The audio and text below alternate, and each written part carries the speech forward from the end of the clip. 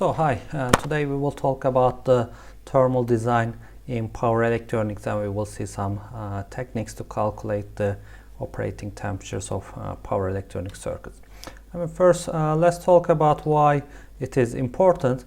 The most obvious one is the power density. So we want to make the power electronic circuit as small as possible, and most of the time the limiting factor will be the thermal concentrations or the operating temperatures of the semiconductor. So if it can exceed the maximum junction temperature, so you can damage your circuit. So actually there is a trend to make everything like as small as possible, and here you see a like little box challenge. You can Google it. There was a competition from Google, so just to make the power converters smaller.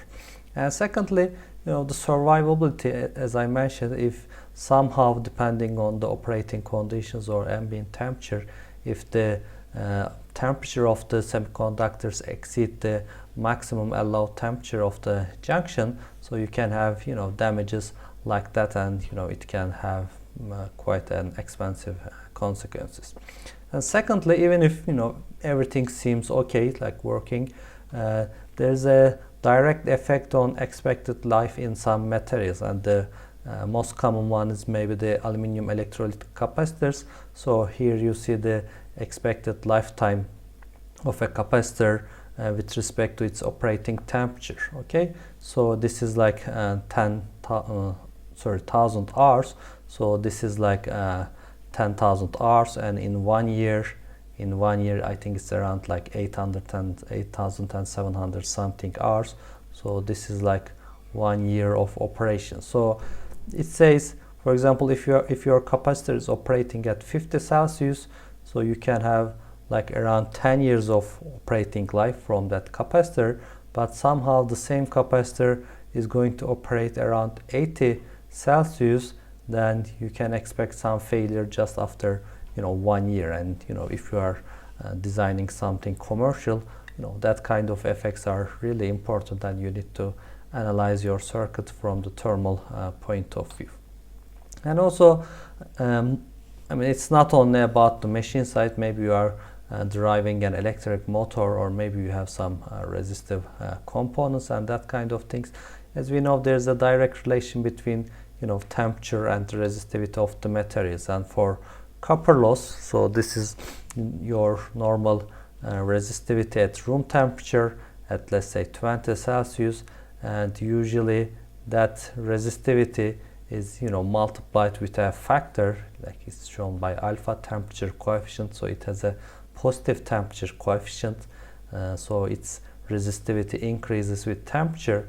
And actually, if you look at that figure, if you just operate like that one by 100 Celsius, okay, so this will be like around 38. So if you increase the temperature of the copper by 100 Celsius, so its resistivity will increase almost 40%. Okay, so again, if you think like the losses are proportional with I square R losses, so there's like a feed forward mechanism. So your copper heats up and it creates more heat, so its temperature will go even increase more.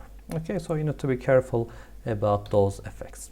Another one is like the how we can analyze, how we can simulate the thermal systems. And let's talk about a couple of techniques, starting from difficult to easy. So the first one, and maybe the most accurate one, is just to build a prototype, and you can see it experimental. And most of the time, yes, you need to validify your designs with the prototypes, but building from scratch, and when it fails, then you need to design again. So prototyping can be quite expensive and time consuming. So there are other methods for that.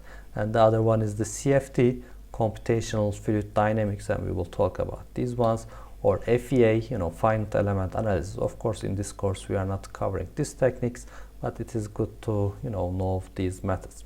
And the technique that we will cover on is the lumped parameter model. We will talk about that. So basically it's like modeling the thermal circuit, similar to how we model the electrical circuits, and by putting those parameters you can actually estimate the operating temperature of components. So for CFD, I mean, in the CFD you have all the airflow. So this is a computer animation, and it can show you how the water, how the air is flowing across the heatsink. So you can really have a good approximation of the hot spots in your circuits and that kind of things, and it can also calculate the effects of convection, which we will talk shortly. There's also like FEA. So in the FEA there is no airflow like in the CFD, but again you can estimate the conduction paths, how your heat dissipates within your printed circuit board or other system. So actually there are some extensions to printed circuit boards design software, so they can, once you specify the component parameters, they can give you a nice approximation of the operating temperatures. But again, that is not easy to do that. You need to have an accurate drawing of your system. You need to mesh your system, and it can be quite time consuming. And the other one that we will see is the thermal lumped parameter network. So it is basically like a electric circuit, but we will use the thermal equivalence for that circuit element. So in that one, so you can estimate all the heat loss components by some resistances and other circuit components, and once you build a network, so you can do your usual node analysis or mesh analysis to calculate the operating temperature. So before going further, let's talk about the basics of heat transfer, then we will combine all these together. So there are three main sources of the heat transfer. Maybe you know these already, but let's go through that one. And the first one is the conduction. So conduction is how, for example, you put a heat in a flame and how that temperature moves across solid objects. So there's no airflow or anything, it just flows through that solid objects, and that is the conduction. Probably that is the most important one for the power electronics applications. And the other one is the convection. Convection is the heat transfer by means of warm air. So here the air is warmed and it just moves across. So when you put your hands, you can get the hot air moving away from the flame. Again, it can be natural convection, the warm air just tends to go up, or you can have forced air convection where you put some fans and you can increase the convection heat transfer. The other one, again, this becomes more important at high temperatures, is the radiation. So radiation is how the heat flows through vacuum and space. So basically that is how sun warms our earth. So again, there's no air in the space, or there is no solid objects, but we still get that heat to our earth by radiation. So let's talk about the lumped thermal network. So again, it is really easy if you can just understand the analogy between the electrical circuits and the thermal circuits. So first, becomes, instead of voltage, so we have normal voltage in the electrical circuits, so we have the temperature. Okay, so temperature becomes voltage in our circuit, and our heat input becomes like as current source. Okay, so power, this is mainly power, so in watts, but in our thermal or in equivalent electrical circuit, so it can be modeled as a current source. And the thermal conductivity becomes like electrical conductivity, or thermal resistivity becomes electrical resistivity. And we can also have the heat capacity. So heat capacity is equal to having some capacitance. So for example, here again I will show you, but let's say you have a wall. Okay, so this is, let's say, your home. Okay,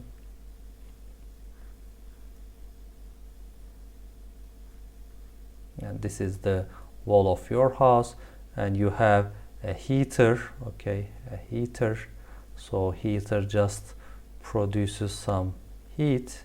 Okay, let's say that heater is, I don't know, like let's say 10 kilowatt, and then all the volts can be represented as like a resistance, and you can basically draw that resistance for all our circuits. And here you have the ambient temperature. Let's say outside is 10 Celsius. Okay, so the equivalent thermal network will be something like that. So we have that resistivity. We will talk about how to calculate that one. So, and the output is like the voltage source. So this is like a, you know, T ambient. So this is 10 Celsius. So that will be the outside. You can think like it's a voltage source. And here you can have draw it slightly lower. You can have the power flow of 10 kilowatt. Okay, and that will be the T room, let's say. So T room will be here.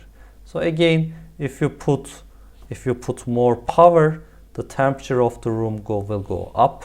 Okay, so you will have here, or if you have a smaller resistance, your room will be cooler, or if you have a high resistance, let's say you have insulation in your walls, then your room temperature can go up. So again, you know, we represented all that thing as like, instead of power input, I have the current source, thermal resistivity is equal to electrical resistivity, and voltages, temperatures is equal to voltage sources. So I mean, you can put it here like that as well. If output is like this is 10 Celsius. Okay, so this is the ambient as a constant voltage source, constant temperature.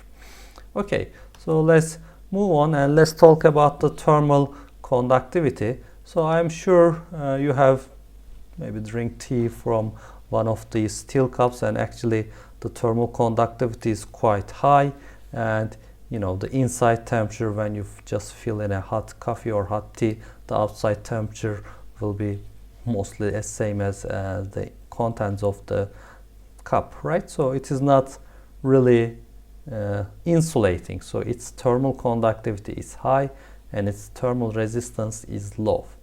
However, if you drink a glass from that kind of things, like one of in your dormitories or in your canteen in the department, then basically even if the inside is hot, so you can comfortably hold that cup, because again the thermal conductivity is now low and the thermal resistivity is high.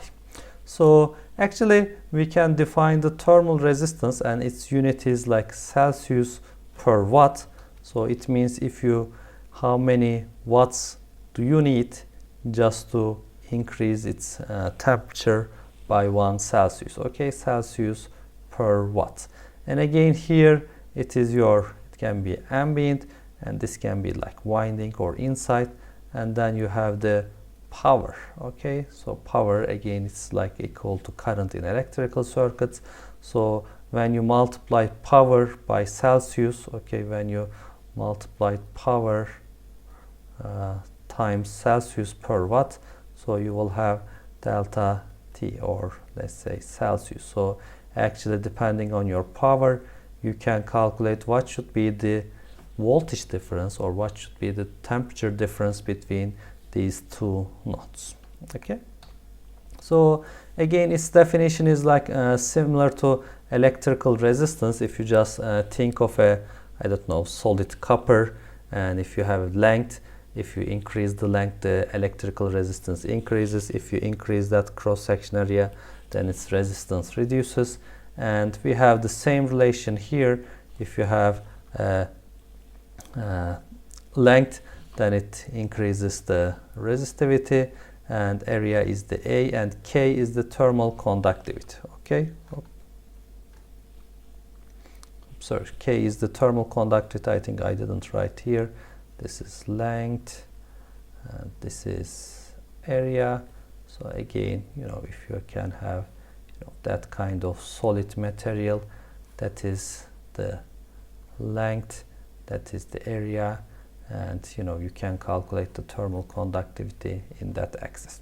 Okay, so again, K is the thermal conductivity. So the higher the thermal conductivity is, the lower the thermal resistance is, as you expect from electrical circuits. So let's look at some thermal conductivity parameters of some materials. For water, just to give you some idea, let's start with water. So it is 0.58 watts per meter Kelvin. Okay, it's not millikelvin. Again, if you can go here, so this is like meters, this is meter square, so that's why you have the unit is watts per meter Kelvin. Anyway, so for water, that is your thermal conductivity. For ice, so it is slightly higher than the water, but again, it is not that high. For concrete, so for concrete it is 1 to 1.5. Okay, and for wood, so again, wood is a nice thermal insulating material, so we expect the thermal conductivity to be low. And how much low? So again, if you compare it like concrete, okay, so if you have a wood walls or wood insulations, the thermal resistivity will be around 10 times of the concrete. Or asbestos, again, now it is forbidden, but it is used in some walls or in piping for insulation purposes, and you can see why. Actually, asbestos is like really low thermal conductivity, so it is really suitable for thermal insulation applications. And let's look at the metals, and probably you will be working with metals for heat sinks or for some other applications. So aluminum thermal heat conductivity is 205. Okay, so let's look at those values. So we are just talking about, even for concrete it's around 1, but suddenly aluminum metal has a really high thermal conductivity, and that's why most of the heat sinks are made of from aluminum. So for iron, it is lower, but again, compared to other materials, it's quite high, 80. For copper, copper actually it is twice as from the thermal point of view, twice as conductive than aluminum. So that is again why, if you just open a laptop or if you just open the heat sink of a CPU or that kind of high performance applications, you will see copper, because copper is better at conducting the heat. But again, copper is expensive and heavy, so you don't use it in every applications, but mostly high performance applications. And for gold, maybe some of you expect gold to be even better than copper, but no, it is actually still better than aluminum, but it has a smaller conductivity, thermal conductivity than copper. Gold, again, I think we have similar figures for electrical conductivity. The main usage of gold is to prevent corrosion. So you have like a really thin coating of gold just to cut the copper's reaction with air and humidity. Okay, so again, if you look at the epoxy that is used in electrical machines, copper has the highest thermal conductivity value, but epoxy is really low. So if you are building an electrical machine, or if you are covering your power electronic circuit with epoxy for mechanical strength, you need to be really careful about the thermal consequences of that procedure. Okay, so let's move on. And for conduction heat loss, so actually this is the same thing as, for example, in electric circuits. So we have, let's say, R, we have V2, we have V1, let's say we have I, and I is equal to, let me define it like V2 and V1 here. So V2 minus V1 divided by R. So the smaller the R is, you will have more current for the same potential. Or if you want to create a larger potential difference, then you need to send more current. So they are, exactly the same thing, but like with different analogies. So instead of current, we have the power loss in watts. Instead of voltages, we have the temperature difference, so delta T. And instead of electrical resistance, we have the thermal resistance. So if you want to dissipate, let's say if your power electronic circuits create some loss, and if you want to dissipate that heat without keeping the temperature difference small, the only thing that you can do is like minimize the thermal resistivity or increase the thermal conductivity. Okay, so again for convection, by the way, we will solve some examples of that one, so don't worry about that one. But again, let me write it T1, T2, and this is R, and the power is P. Okay, so this is the main idea of the thermal lamp parameter network circuits. So let's talk about the convection. So for convection, it's basically the heat transfer on surface between solids and liquids. So there's some movement of air, between those materials. And again, it is not that straightforward, so it is difficult to analyze accurately. You need to do CFD analysis or that kind of things. And there are, just as a general knowledge, there are two types of convection. One of them is the natural convection, where you don't have any fans or any external sources to force the air, but it just moves itself. And the other one is the forced convection. And actually, for smaller power electronic circuits, most of the time you don't use any external fans, and actually it can create some noise, it can consume some power, and again, the reliability of circuit is reduced, because if there's a failure in the fan, then you can have problems in the rest of the system. So most of the time, depending on the power rating, it is preferred to have a natural convection system. But as the power rating goes higher and higher, you have no other choice to use some fans, or even some cases in liquid cooling to keep the volume at minimum. Okay. So again, there are like different types of flow. Again, we are not getting into detail of that thing, but maybe we will see some of those definitions in the application notes or in some industrial problems. So, just as a general knowledge. So the first one is the laminar flow, where the air flow, is steadily and the pressure distribution is more or less homogeneous. And the other one is the turbulent flow, where there are like eddies and that kind of non-uniform flow in the air.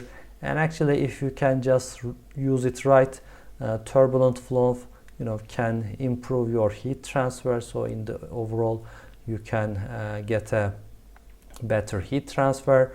But if there's too much turbulence, then you can have maybe reduced net airflow. So then it can affect your cooling system badly. So there's there's lots of tricks going on in that turbulent flow convection design.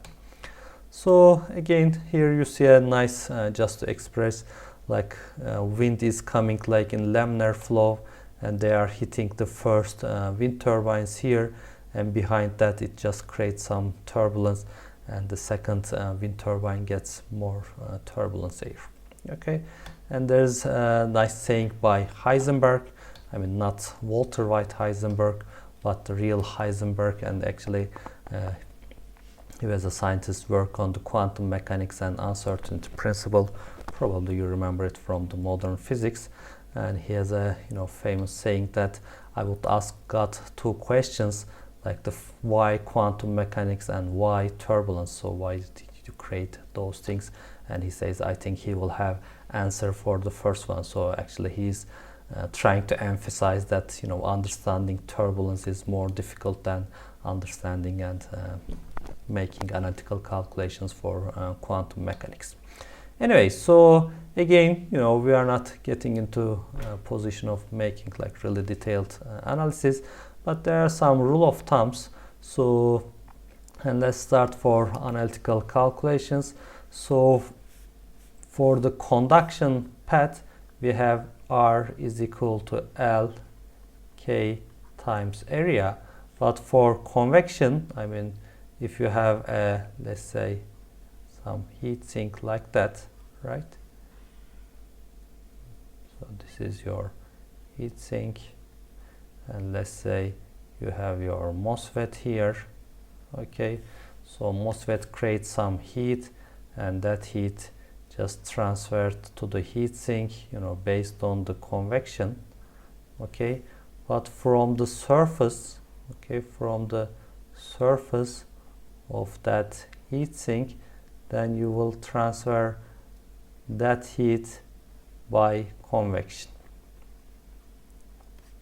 So again, RC is a parameter that helps us to show the convection rate, and again it is like H is the convection coefficient, and area is the total area where the convection happens. And you don't have a length parameter, because again in convection there is not a length parameter, so it is happening between boundaries of a solid object and the air, so there is no distance, so it is directly proportional with air. Again, luckily for most of you, you don't have to calculate the convection coefficient or the equivalent thermal resistance. So once you choose a heat sink, you can find those figures calculated either from CFD analysis or maybe from experimental analysis, but at least just by using those numbers in the datasheet, you can estimate the operating temperature.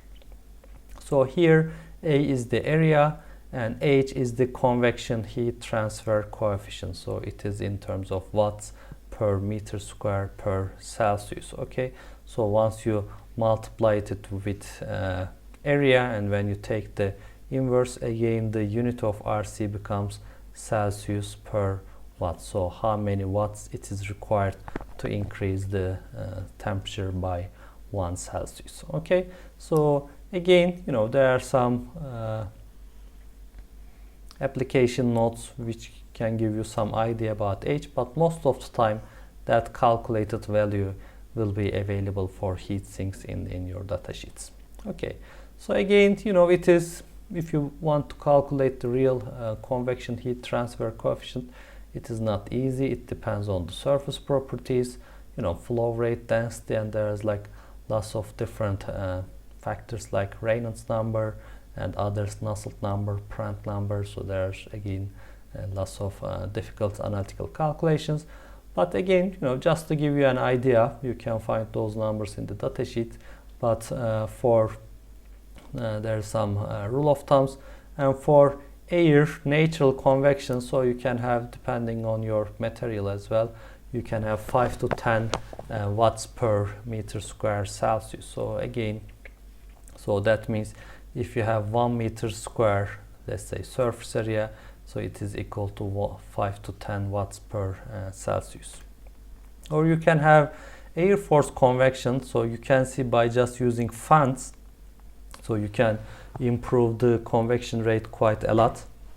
So that is why if you want to make something like really small, force cooling can be the most optimum way, because it improves your convection rate quite a lot. And with liquid cooling, you can go even to the higher values. And again, I suggest you to have a look at those links, so you can have that thing. Again, it depends on if you are requiring something cheap or really high power density. So for example, for electrical cars, then they use liquid force cooling for the traction motor and the power electronics for driving those motors. But if you are just getting a phone charger, laptop charger, you don't want to have a extra fan in your charger, so they are like mostly natural air cooled. Okay, so the last heat transfer method is the radiation. So by radiation, probably you have seen those things in open space places, in some restaurants, in some factories. They have some radiant heaters. So radiant heaters work like that. So usually they are working with some natural gas. So you have some natural gas, and inside that thing you have some flames, and that flames, okay, is, or the hot exhaust gas is just transferred through that pipe. There's a fan here, so you are circulating that hot gas, hot exhaust in that pipe, and that pipe itself becomes really hot, and we will talk why it is important. And again, the important thing is like it is painted in black. We will talk about that one, and behind that there's a reflective aluminum or some metal, so it is just reflecting the radiation. And again, probably you have seen those things. There are some open flames here, and again the heating is not due to the flame itself, but because of that reflective metal here. So there's like a hat shape, and it's just, you know, reflecting that radiation, and actually that is the radiation that makes you warm, okay, not the open heat like in a convection or conduction, but it is mainly operating by radiation. And probably you have seen those emergency blankets. So if a victim is, you know, suffering hypothermia or that kind of things, if you are exposed to low temperatures, you know, they can give you one of those aluminum blankets, and actually they are like really thin, and you can say there is no way that will insulate it from the low temperatures, but the idea is just to reflect your body temperature back to you, so it actually prevents you to it's not trying to warm you directly, but it is preventing you to lose more heat from your body. Anyway, so let's get into the mathematics. And actually the heat flow, again, look at its unit, is watts per meter square, and we have we will talk about that one, but let's have a look at those factors. Okay, so in the previous case, so we have some resistances, like for the convection we have the power flow is proportional to T1 minus T2, okay, but here in this case it is by radiation, it is not convection, and it is proportional to T1 4 power and T2 4 power. So actually if the temperature difference go up and up, you will have more radiation factor. So that is why, you know, those heaters are working at really extreme high temperatures. So as you can increase the temperature, the radiation becomes the most dominant heat transfer method. It is more efficient than the convection. Anyway, so let's talk about those factors. So that rho is the Stefan Boltzmann constant. Probably you remembered from the modern physics lecture. And E is the emissivity of the radiating surface. Again, we are not going to calculate those things, but, you know, just to talk about that one. So again, depending on the material properties, you can have a high emissivity or low emissivity factor, okay, and F is the V factor. So it is, you can have, you know, T1, let's say it is your first material or first body, and this is your T2. Again, they can be looking into each other like in parallel, or they can be tilted with an angle at 90 degrees. So again, depending on those V factor, you know, that's a correction factor. It's calculated from geometry. Anyway, so you don't have to worry about that equation, but the emissivity is important, and also the radiation heat flow is proportional to the fourth power of the temperature difference. Okay. So again, you know, you can calculate it, and maybe you can, if you want to put it in your circuits, you can calculate it like a heat transfer coefficient, like as a convection rate. And again, this was just a factor, and if you want to multiply, if you want to use it like a normal circuit element, you can divide it by T1 and T2, and it will give you HR, and you can again calculate your thing like 1 over HA. Anyway, you don't have to worry about those equations. Most of the time you can find those numbers in the data sheets. Okay. So again, for example, emissivity, as I said, it is really important, and actually maybe you have seen those things. I mean, I don't have maybe one example here. Anyway, you can see like most of the heat sinks are black, right? So yes, there are some like normal aluminum ones, but most of them are black. Why they are not, painted in white or pink? Or again, why we just don't use bare aluminum and getting in the cost of the painting? Actually, it's not like normal paint, it's anodized, but we are making them black. So the idea is about the emissivity of that material. And again, for aluminum, if you just look at the black anodized aluminum, its emissivity value is 0.86, and if it is really polished and shiny aluminum, its emissivity is really low, so it is, it's around 0.04. so actually just making them black helps that